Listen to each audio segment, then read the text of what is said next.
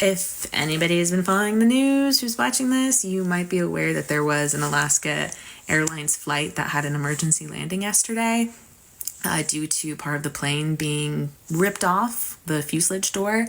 And I just wanted to share my story about it because I was on that flight. If I look really tired to you, it's because I absolutely am. I have not slept in like 24 hours because my mind is too awake. I still can't believe this even happened to me. But here's what happened from my point of view. Thankfully, I was towards the front of the plane, and where the whole incident happened was in the back of the plane. But about 10 minutes into takeoff, we weren't at cruising altitude yet. We were all still in like full takeoff mode. Seatbelts on, like kind of like focus, like no one was trying to get up or anything, thank goodness. But it was at this time that we all heard a loud bang, like really loud bang, a jolt, and a whoosh of air came back at us really quickly.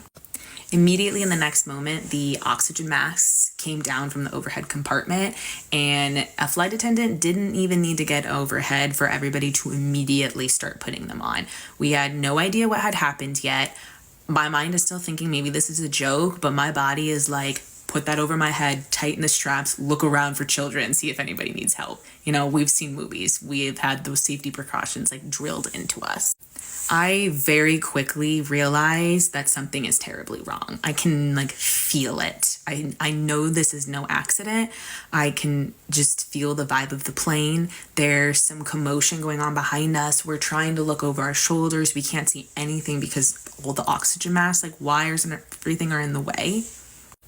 And I am so grateful I was not in the back of the plane where people could potentially be sucked out of the door and their stuff like was getting sucked out. Like anybody who had a phone in their hand, gone immediately. But because we were in the front of the plane, it was worse in the sense that we had no idea what was going on. I truly thought it was the engine. I thought an engine had blown out, a wing had gone down. Like that's how loud and like jolting that like second was, that I thought we were going to nosedive at any second. For a full 15 to 20 minutes, felt like a lifetime. I thought every second that went on, we were going to start nosediving like those planes that went down a few years ago. I just kept thinking, what was this gonna do to my family if I didn't make it, to my mom and my sister? I just was like, my mom's never gonna like recover from this. Like, will they ever get over this if this is like how I go? I tried to just breathe, like breathe 4 seconds in, breathe 4 seconds out. I was looking out the window, just waiting, just like hoping with every second that we got closer to the ground that we would be okay. The pilots never said anything. Totally fine with that. I was like, in my mind, I was like, that's fine. Just like focus on your job, because the flight attendants did come on. They did like say, keep your masks on, stay in your seats. Something's wrong. The pilots haven't given us any indication of what's going on yet. But soon enough, we could feel the plane turning, and we could tell that we were going back because we hadn't gotten that far away from the airport. So I was assuming we went back. But my mind was also, no surprise, in full panic mode. So I'm also like, where are we? Are we going to emergency land? Do we have time to make it to an airport? I have no idea. We do, as smoothly as possible, start descending, and it is so loud. That is like when I start having full panic all over again, even more than I'm already panicking, because you can really tell something's wrong because the engines are so loud. Since there's a hole in the wall, I will later find out. We land back at the Portland airport. We land smoothly, like somehow, and everybody starts clapping. Only time I'm okay with people clapping at the end of a flight. And of course, that's when we start hearing information coming from the back of the plane that like a window's been ripped out, there's a hole in the plane, a lot of different stories, but basically like something came off in the plane. Everyone's okay-ish, we think, but phones were sucked out of their hands. Some things were lost. A kid had to be held down by his mom, so he stayed in a seatbelt or stayed in a seat. this is when like the EMTs and the firefighters come on really quickly. Thankfully, we weren't taxiing for that long. They're asking if anybody needs help. They get ushered to the back of the plane where the hole was, and some people got off really quickly and were clearly the ones closest to the hole, saying that like they almost died. Their phones were sucked out. It was wild.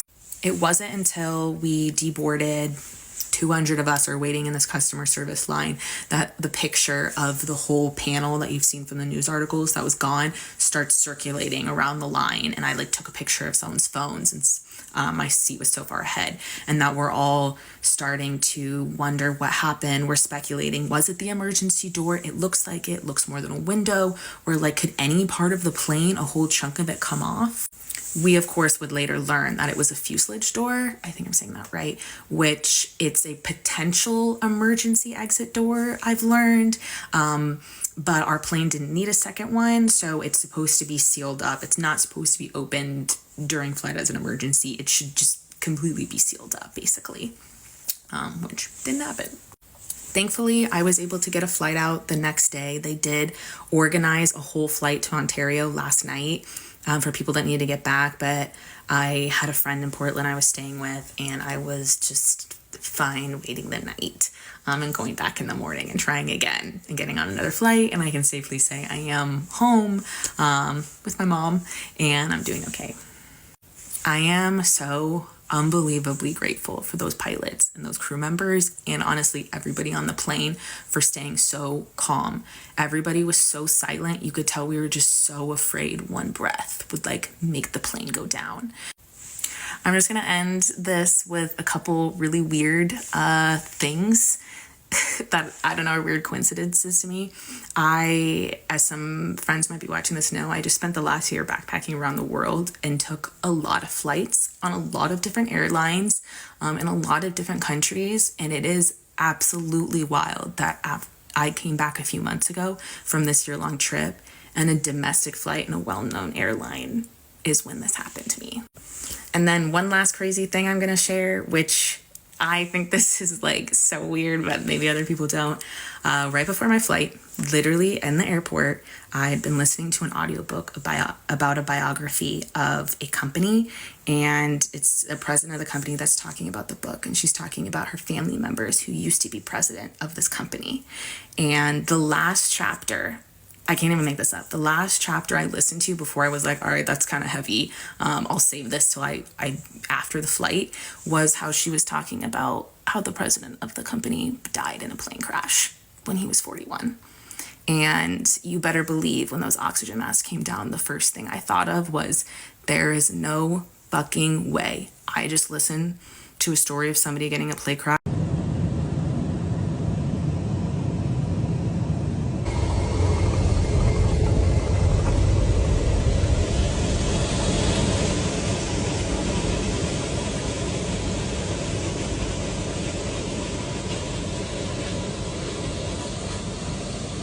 This wasn't even the emergency door. We're at the end of the plane, so the emergency door is right there. It was just a piece of the plane. Who needs back here? I'm going to check my son. He was sitting next to the camera.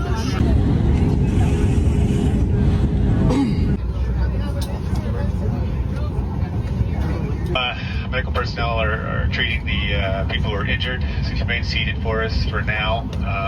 Once they're treated, we'll go ahead and deplane. But let's just stay seated and let them do their job.